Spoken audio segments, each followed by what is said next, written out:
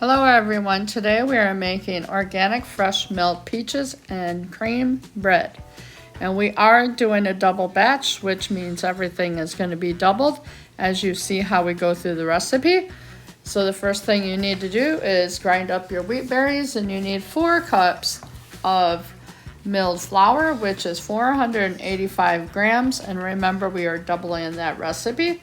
And you need 420 grams of hard white wheat and 65 grams of spelt per loaf of bread, 1/3 cup of whole milk, 2 tablespoons of butter, 2/3 cups of water, 1 egg, 3 tablespoons of sugar, 1.5 teaspoons of salt, 1/2 teaspoon of ground cinnamon, 1/4 teaspoon of ground nutmeg. I didn't have nutmeg, so I used allspice.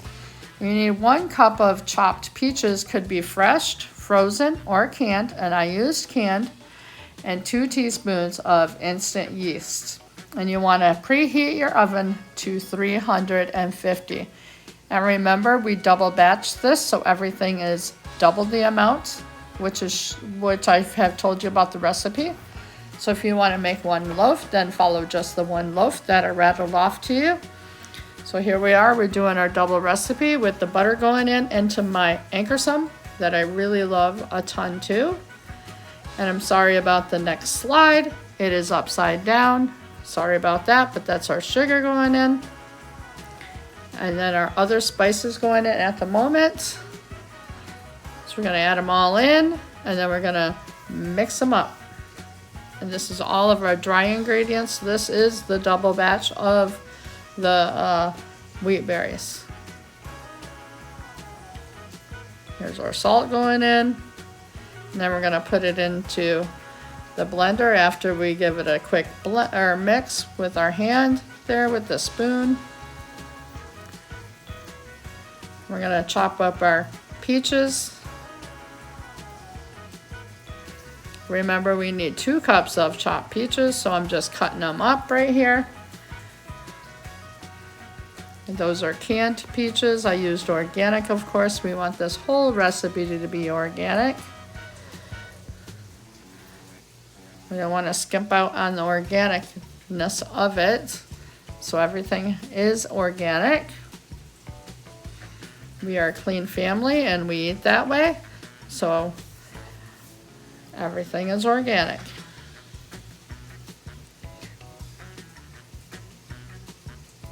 Just chopping it up here. You want it finely chopped, just enough to get it chopped up.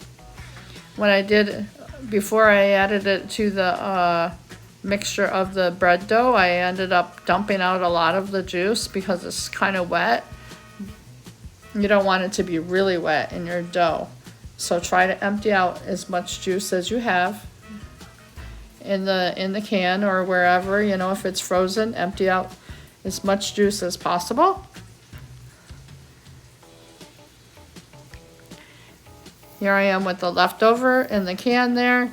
We're going to chop that up and get that into the measuring cup.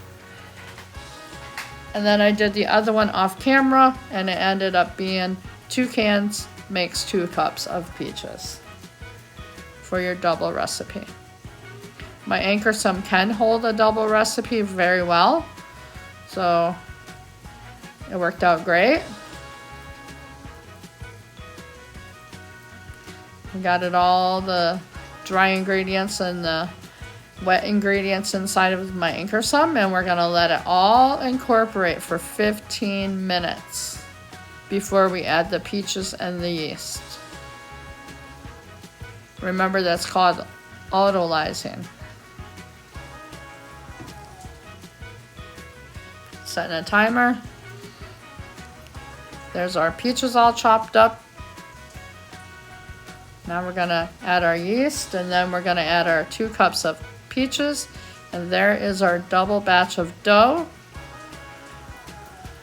And because it was a hot day that day when I was making the dough, it was kind of reacting a little bit different than what it usually does, so I had to mill up about 1/2 cup more of wheat berries and add that in. And then finally it got to the point where I needed it to be to make a dough to turn into that window pane test when you pull it apart. it turns into a window pane. I've showed you this before, and you can, as you pull it out and stretch it, you can see through it, and that's what it's called, a window pane.